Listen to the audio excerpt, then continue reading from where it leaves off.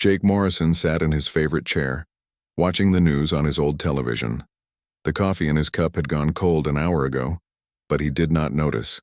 His eyes stayed fixed on the screen as the reporter talked about another defeat. The Earth Defense Fleet had lost again.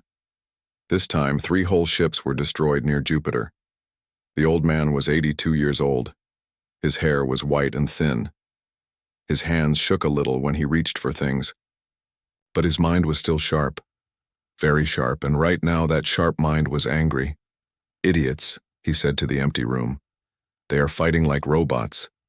On the screen, Admiral Richard Hayes was giving another speech. The admiral was young, maybe 40 years old. He wore a perfect uniform with shiny medals. He talked about new weapons and better ships. He said Earth would win because they had the best technology. Jake turned off the television. He had heard enough lies for one day. The war had started 6 months ago. Nobody saw it coming. The aliens called themselves the Vextar Empire. They came from somewhere beyond the edge of known space. Their ships were big and fast and strong. Their weapons could destroy a human ship with one shot. But that was not the worst part. The worst part was how they fought. Every battle was the same. The humans would make a plan. The aliens would see the plan coming. They would move their ships to the perfect spots. They would fire at the perfect time. They would win. It was like playing chess against a computer that never made mistakes. Jake stood up slowly. His knees hurt, but he ignored the pain. He walked to his desk and picked up his old phone. The phone was not the new kind that everyone used now. It was old and heavy, but it worked. Jake liked things that worked. He pressed the buttons carefully. The phone rang 3 times before someone answered. "Hello? Betty, it's Jake." Betty Walsh had been Jake's friend for 40 years. They had fought together in the Third World War back in the 2040s. She was 80 years old now and lived in a retirement home in Texas. "Jake, how are you doing?" "Not good, Betty. Are you watching the news?" There was a pause. "Yes. It's bad, isn't it?" "It's worse than bad. These young officers don't know how to fight a real war. They learned everything from books. They never had to think for themselves." Betty was quiet for a moment. Jake could hear her breathing. Finally, she spoke. "What are you thinking, Jake?" "I'm thinking we need to call the others." The others were their old team from the war. Frank Cooper lived in Arizona. He was 79 and had been a major. Lisa Brown was in Florida. She was 81 and had been a captain. Pete Johnson was the youngest at 78. He lived in Oregon and had been a sergeant major. "Do you think they will want to help?" Betty asked. "I don't know, but I know they are watching the same news we are, and I know they are just as angry." Jake was right. When he called Frank Cooper, the old major was already packing a bag. "I was wondering when you would call," Frank said. "I have been watching these battles. The aliens fight like a machine. Perfect moves every time. But machines can be broken if you know how." Lisa Brown was harder to convince. She had been hurt badly in the war. Her left leg did not work right anymore. She walked with a cane and sometimes used a wheelchair. "Jake, we are old. Really old. What can we do that the young soldiers cannot?" "We can think different," Jake said. "We learned to fight when there were no computers to help us. We learned to make plans that did not make sense. We learned to win when we should have lost." "And you think that will work against aliens?" "I think it's the only thing that will work." Pete Johnson was the easiest to convince. The old sergeant major had been trying to join the Earth Defense Force for months. They kept telling him he was too old. "Finally," Pete said when Jake called, "someone with sense, when do we start?" The 5 friends had not been together in the same room for 10 years. But when they met at Jake's house in Colorado, it was like no time had passed at all. They still talked the same way. They still thought the same way. And they were still angry at officers who made stupid decisions. "Look at this," Frank said. He had brought files on all the recent battles. The papers were spread out on Jake's kitchen table. Every human attack follows the same pattern. Form up in a line, advance slowly, fire when in range. The aliens know exactly what we will do. "It's like they have our playbook," Lisa said. "They do have our playbook," Betty said. "Think about it. We have been part of the Galactic Federation for 30 years. They have been watching us fight their wars. They know exactly how we train our officers. They know exactly how we plan our attacks. Pete nodded. But they don't know how we used to fight. Before the Federation. Before all the rules and the computer plans. Jake smiled for the first time in months. His friends understood. The aliens had studied modern human warfare, but they had never seen the old ways, the messy ways, the ways that did not make sense on paper but worked in real life. So what do we do? Lisa asked. The Defense Council will never listen to us. Admiral Hayes thinks we are just old soldiers telling war stories. Then we don't ask permission, Jake said. The room went quiet. What Jake was talking about was dangerous, maybe even illegal. But they were old. What was the worst thing that could happen? Prison? They might die of old age before the trial ended. I still have friends in the service, Pete said slowly. Young officers who remember when we trained them. They might help. And I know where we can get ships, Frank said. Old ships. The kind that were built before the Federation standards. Ships that don't fight like everyone expects. Betty was looking out the window. She could see the mountains in the distance. Somewhere up there, past the atmosphere, alien ships were getting ready to attack Earth. When do we start? She asked. Jake stood up. His back hurt and his knees creaked, but his voice was strong. Tomorrow. We start tomorrow. The next morning, Jake Morrison put on his old uniform. It still fit, but it was tight around the middle. The medals were heavy on his chest. He had not worn them in years. Today felt like the right time. He drove his old truck to the Earth Defense Command Center in Denver. The building was huge and made of glass and steel. Young soldiers walked in and out wearing clean uniforms. They all looked the same to Jake. Clean, perfect, untested. The guard at the front desk was barely 20 years old. He looked at Jake's uniform and frowned. Sir, this is a restricted area. Do you have an appointment? I need to see Admiral Hayes. Tell him Lieutenant Colonel Morrison is here. The guard typed something on his computer. His frown got deeper. I'm sorry, sir. The Admiral is very busy. You can make an appointment for next month. Jake leaned forward. His voice was quiet but hard. Son, tell the Admiral that the man who took Hill 47 in the Battle of New Berlin wants to talk to him. Tell him it's about the aliens. Tell him it's important. The guard made a phone call. He talked quietly for a minute, then hung up. The Admiral will see you for 5 minutes. Admiral Richard Hayes was younger than Jake expected. Maybe 35 years old. His office was big and clean. Everything was in perfect order. Maps covered the walls showing alien ship positions. Red marks showed where human ships had been destroyed. Colonel Morrison, the Admiral said without getting up. I remember reading about Hill 47 in military school. That was impressive work. Thank you, sir. But that was 40 years ago. This is a different kind of war. Jake sat down without being asked. His old bones creaked. Is it?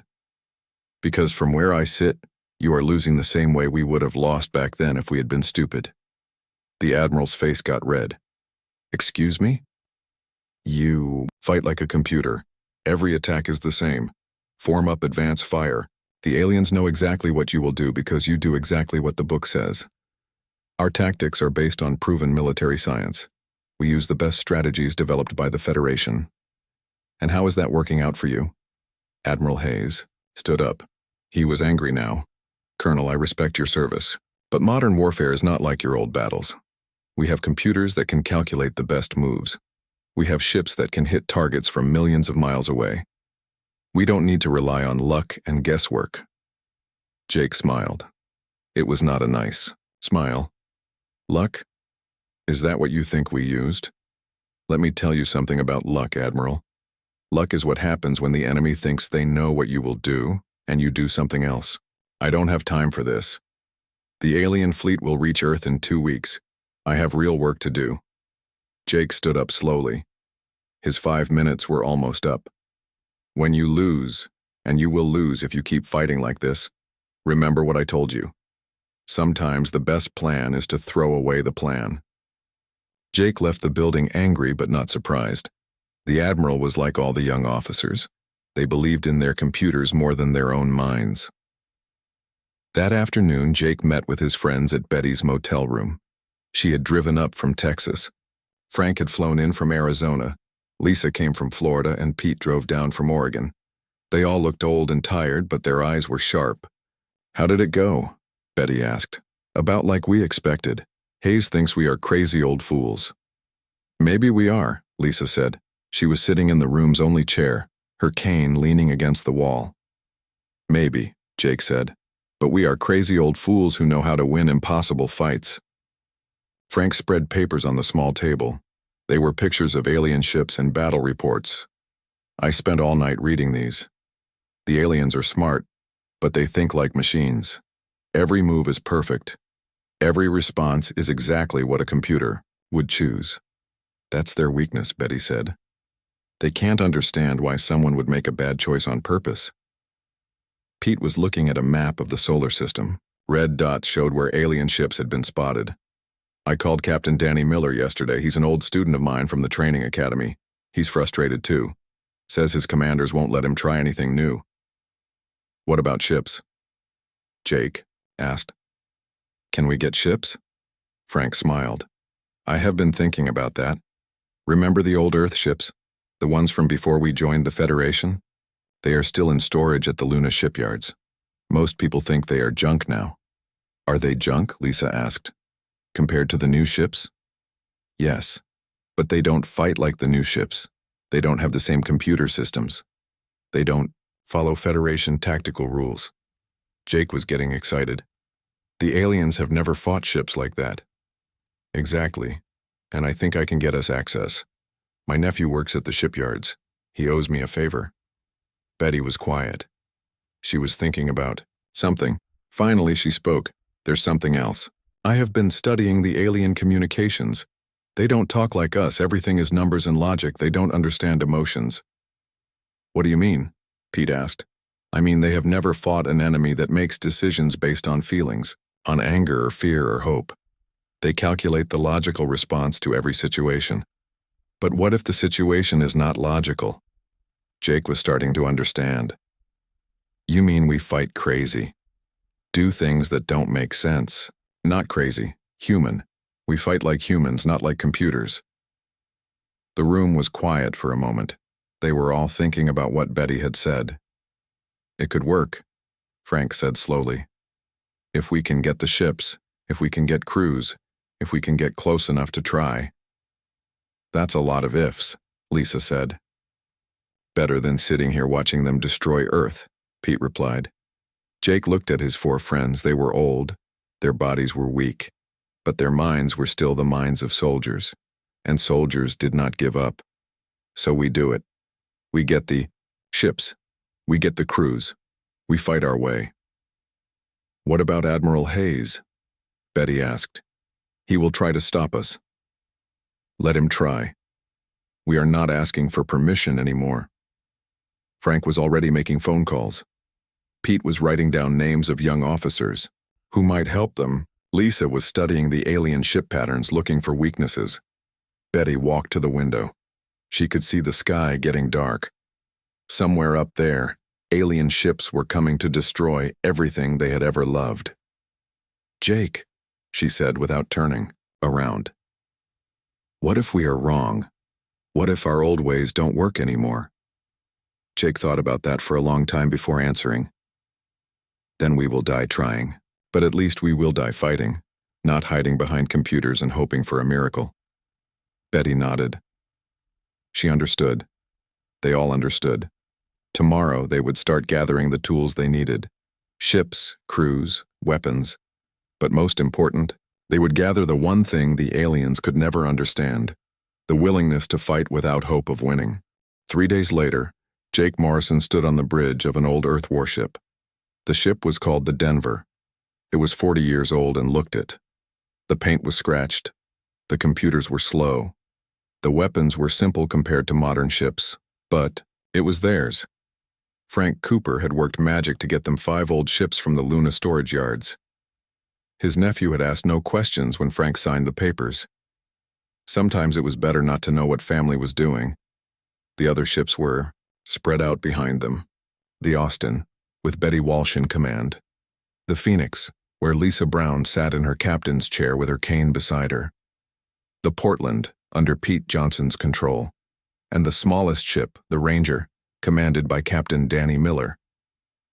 Danny was 35 years old. He had trained under Pete years ago and still remembered the lessons. When Pete called and asked for help, Danny did not hesitate. He brought 12 other young officers with him. They were tired of losing battles because their commanders were afraid to try new ideas.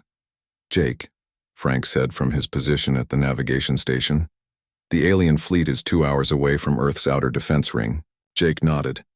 Through the window, he could see Earth in the distance. It looked small and blue and beautiful. It was worth fighting for.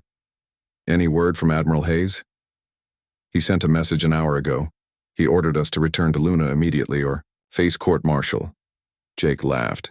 It was not a happy sound. "Tell the Admiral we are busy."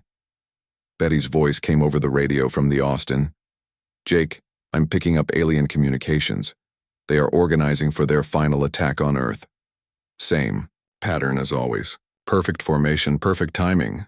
Good. Let them be perfect. We are going to be something else." The plan was simple, which made it dangerous. The aliens expected human ships to attack in straight lines. They expected logical targets and reasonable tactics. They expected their enemies to try to win. Jake's plan was to do none of those things. "Frank, take us toward that asteroid field." Frank frowned. "The one near Mars?" "Jake, that field is full of rocks and debris. It's dangerous."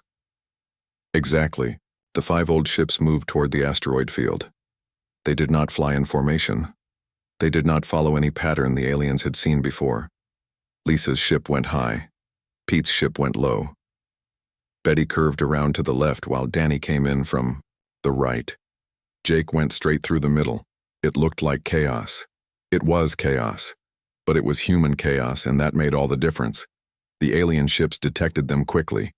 12 huge vessels turned toward the 5 small Earth ships. The aliens sent a message demanding surrender. Jake ignored it.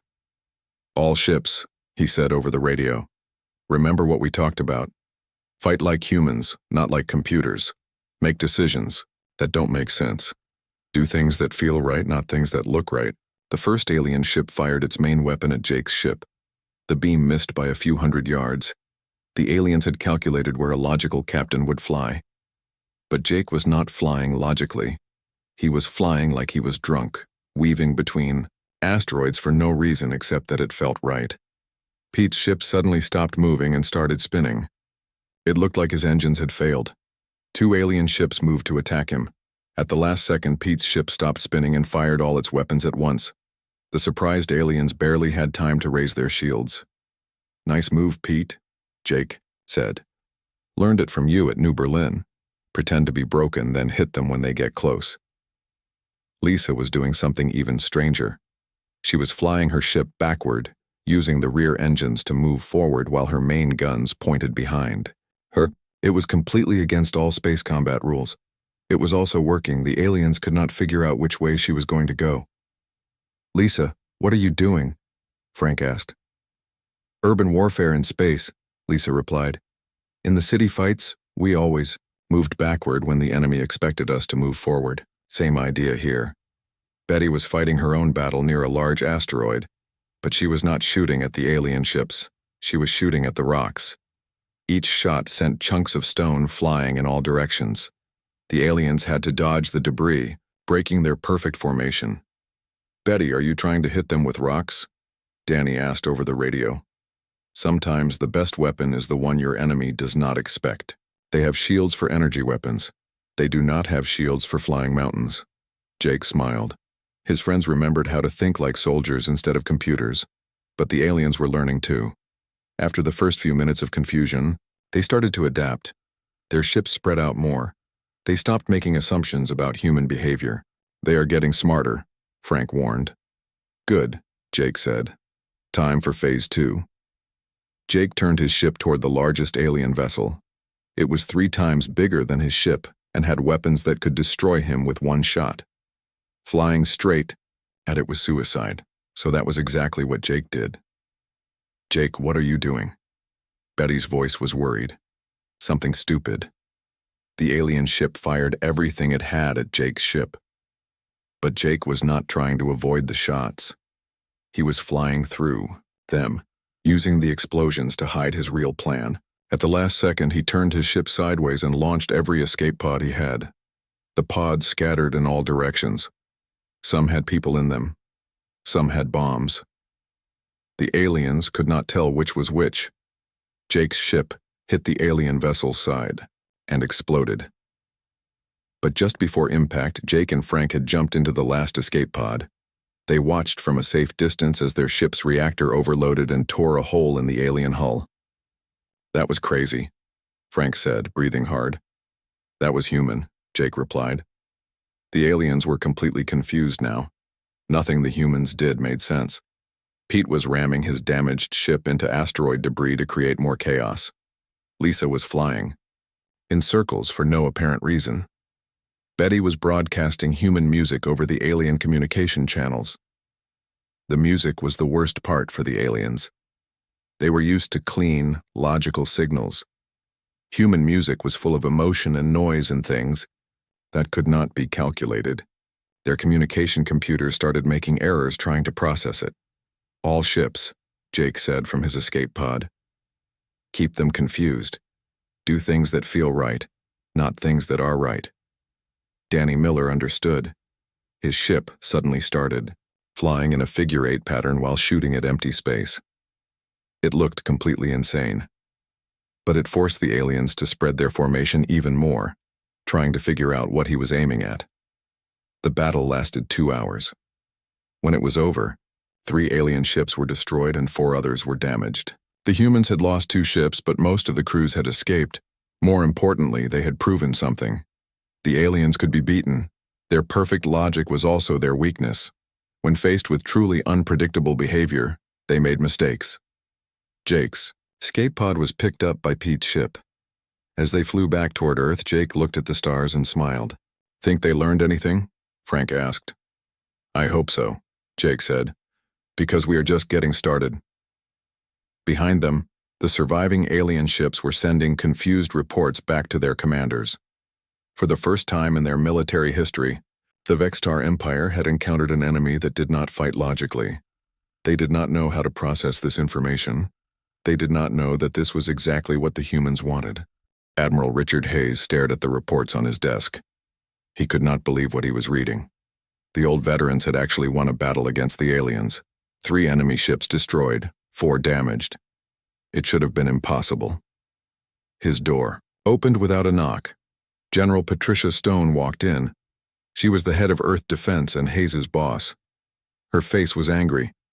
"Admiral, what is the meaning of this?" She threw a datapad on his desk. 5 stolen ships, unauthorized combat operations. And somehow they actually worked. Hayes picked up the datapad. It showed video from the battle. He watched Jake Morrison's ship ram into the alien vessel. He saw the chaotic attack patterns that made no military sense. He saw human ships doing things that would fail any tactical exam, and he saw alien ships exploding. "General, I can explain." "Explain what?" "That 5 80-year-old veterans did what our entire fleet could not do? That they used 40-year-old ships to beat enemies, with technology we can't match?" Hayes had no answer for that. "Where are they now?" General Stone asked. "Morrison and his people? They returned to Luna Base an hour ago. I have security teams waiting to arrest them." "Cancel that order." "Ma'am, you heard me. Cancel the arrest. Order. I want to talk to these veterans." 2 hours later, Jake Morrison sat in the same chair he had used 3 days earlier. But this time, General Stone was with Admiral Hayes. The mood in the room was different too. "Colonel Morrison, General," Stone began. "Your actions were illegal. You stole military equipment. You disobeyed direct orders. You could spend the rest of your life in prison." Jake nodded. "Yes, ma'am. But you also achieved something we thought was impossible. You beat the aliens. We got lucky." General Stone leaned forward. "Was it luck?" "Because our intelligence reports suggest otherwise. The alien fleet is in complete confusion. They have changed their attack patterns 3 times in the last day. They seem afraid to approach Earth. Jake said nothing. Admiral Hayes spoke up. Colonel, I need to understand what you did out there. Your tactics made no sense. Your formations were chaotic. Your attack patterns were random. That was the point, Jake said quietly. I don't understand. Jake sighed. These young officers were smart, but they had never learned to think like their enemies. Admiral, what do you do when you plan an attack? I analyze the target. I calculate the best approach. I choose the tactics with the highest probability of success. And the aliens? They probably do the same thing. Exactly. They think like computers. Perfect logic. Perfect calculations. So they can predict what you will do because you always choose the logical answer. General Stone was starting to understand. But if you don't choose the logical answer, then they can't predict you. They can't plan against you. They get confused. Admiral Hayes shook his head. But Colonel, making bad tactical choices means you lose battles. Sometimes. But sometimes the best tactical choice is to make a bad tactical choice. The room was quiet for a moment. Finally, General Stone spoke. Show us. For the next hour, Jake explained everything. How the aliens studied human military doctrine. How they learned to counter every standard tactic. How their strength was also their weakness. The aliens are like chess masters playing against children, Jake said. They can beat us every time if we play chess. But what if we stop playing chess? What if we flip the board over and start a food fight instead? Admiral Hayes was taking notes. You're talking about abandoning military science. No. I'm talking about using military science when it helps and ignoring it when it doesn't. Real war is not a math problem. It's about people making decisions under pressure. General Stone had been quiet during most of the explanation. Now she asked the important question. Can you teach this to our other officers? Some of them. The young captain who helped us, Danny Miller, he understands. He's been frustrated with the rigid tactics for months. There are others like him. What about the aliens? Will this keep working? Jake thought about that. For a while, but they will adapt eventually. They will try to copy what we do. The trick is to keep changing faster than they can learn. General, Stone made a decision that surprised everyone, including herself. Colonel Morrison, I am offering you a temporary commission as Special Tactical Advisor. Your job will be to train a new unit in irregular warfare. What about Admiral Hayes? This is his command. Admiral Hayes looked uncomfortable, but he knew the truth. His way was not working. Colonel, I think we need your help, but I need to understand something. Why did you risk everything? Why didn't you just let us handle it? Jake stood up slowly. His old bones protested, but his voice was strong. Because I've been in wars where good people died because their commanders were too proud to change. Because I've seen what happens when smart people make stupid decisions over and over again. He walked to the window and looked out at the stars. And because I'm 82 years old, if I'm going to die, I want to die doing something useful. 3 days later, Captain Danny Miller found himself in command of a strange new unit. Half his officers were young soldiers like himself, frustrated with standard tactics. The other half were old veterans who had come out of retirement to help. They called themselves the Irregular Warfare Division. Officially, they did not exist. Their first mission was to train the regular fleet in unpredictable tactics. It was harder than anyone expected. Young officers had been trained to follow rules, not break them. Teaching them to make bad decisions on purpose was like teaching them to write with their wrong hand. But some of them learned. Lieutenant Amy Foster was one of the best. She understood that sometimes the most important rule was to ignore all the rules. The key, Jake told the new unit during their first meeting, is not to be crazy. Crazy people are still predictable because they always do crazy things. The key is to be human. Make decisions based on what feels right in the moment, not what the computer says is best. Betty Walsh had set up a special communication unit. Her job was to confuse alien computers with human emotional content. She broadcast everything from love songs to sports commentary on alien frequencies. The aliens' logical systems could not handle the random emotional data. Pete Johnson worked with the boarding teams. He taught them how to fight inside enemy ships, using techniques from urban warfare. In tight spaces, human flexibility was more important than superior weapons. Lisa Brown designed new attack formations that looked random, but actually had hidden purposes. Her formations used asteroids and space debris the way infantry used buildings and walls. Frank Cooper studied alien ship designs and found their weak points. Not weaknesses in their armor or weapons, but weaknesses in their thinking. Places where logical responses would be wrong. The results were immediate. Human ships began winning small battles.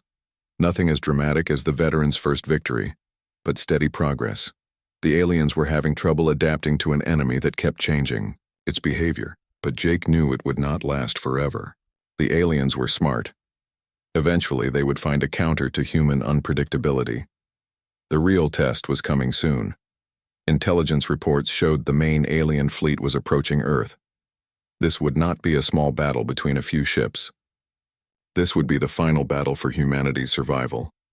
Jake looked at his new unit and hoped they were ready. They had learned to fight like humans instead of computers. Now they would find out if that was enough. The alien fleet arrived at Earth like a dark cloud. 50 massive ships blocked out the stars. Each ship was the size of a city. Their weapons could destroy continents. The Vextar Empire had sent their strongest force to end the human problem, once and for all. Jake Morrison stood on the bridge of his new ship, the Colorado. It was bigger than the old Denver, but still small compared to the alien vessels. Around him, the combined human fleet waited. 200 ships from Earth defense, 50 more from the colonies, and 12 old ships crewed by veterans and young officers who had learned to think differently. Jake. Betty's voice came over the radio from her ship, the Texas. I'm monitoring alien communications. They're using new patterns, random formations. They're trying to copy what we did. Jake smiled grimly. How do they look? Like computers trying to act human. It's not working. The aliens had spent 2 weeks studying human unpredictability. They had programmed their ships to make random moves, but random was not the same as human. Real human decisions came from fear and hope and anger and love. Alien random decisions came from mathematical formulas. All ships, Jake said over the fleet communication system. Remember what we practiced. The aliens expect us to be unpredictable now. So let's be predictable in ways they don't expect. Admiral Hayes was commanding the main fleet from his flagship. He had learned much in the past weeks. His voice was calmer than it used to be. Irregular units, you have permission to engage at will. Regular fleet will follow standard attack patterns until further notice. The battle began with something no one expected. The humans attacked in perfect formation. Straight lines, logical spacing, textbook tactics. The aliens had prepared for chaos and found order instead. It confused them completely. For 10 minutes, the human fleet fought exactly like the aliens expected. The Vextar ships responded with their programmed random movements. But their random patterns made no sense against a logical human attack. They looked like they were dancing while the humans were marching. Now, Jake said quietly. The 12 irregular ships suddenly broke formation, but they did not scatter randomly. They moved with purpose. Jake's ship headed straight for the alien command vessel. Pete's ship dove toward the planet's surface. Lisa led 3 ships in a spiral pattern that looked like a tornado. Betty and Frank took their ships in opposite directions, confusing the alien tracking systems. The aliens tried to respond with their new random tactics. It was a disaster. Their ships bumped into each other. Their weapons fired at empty space. Their perfect coordination became perfect chaos. Danny, Jake called to Captain Miller, who was flying nearby. Take your group and protect the evacuation ships near the moon. But Jake, the main battle is here. Trust me. The aliens are about to do something desperate. Jake was right. The alien commander, faced with tactics he could not understand, made a decision that surprised everyone. He ordered his ships to protect their evacuation vessels and began withdrawing from Earth. But Jake had seen this pattern before in the old wars. When an enemy started to retreat, they often did the most damage. All ships, protect the civilian areas. They're going to hit the planet before they leave. The largest alien ship turned its main weapon toward Earth. The weapon was powerful enough to crack continents. Jake's small ship was too far away to stop it. Frank Cooper was not. Frank. No! Jake shouted over the radio, but Frank was already moving. His ship, the Arizona, flew straight into the path of the alien weapon. The energy beam hit Frank's ship and destroyed it instantly. But the explosion disrupted the weapon's focus. Instead of hitting Earth, the beam scattered harmlessly into space. Frank. Betty's voice was broken with grief. He saved us, Jake said quietly. He saved everyone. The battle continued for 3 more hours. The aliens fought with increasing desperation. They had never lost a major battle before. Their confidence was shattered. Pete Johnson led the most dangerous mission of the day. He took his ship down into Earth's atmosphere and used the planet's gravity to slingshot back up at incredible speed. His ship hit an alien vessel from below where their shields were weakest. Both ships were destroyed, but Pete had ejected in an escape pod at the last second. Lisa Brown used her urban warfare skills to turn the moon into a weapon. She led alien ships into the moon's gravity well and then used explosive charges to create an avalanche of rocks. 3 alien ships were crushed by falling boulders in space.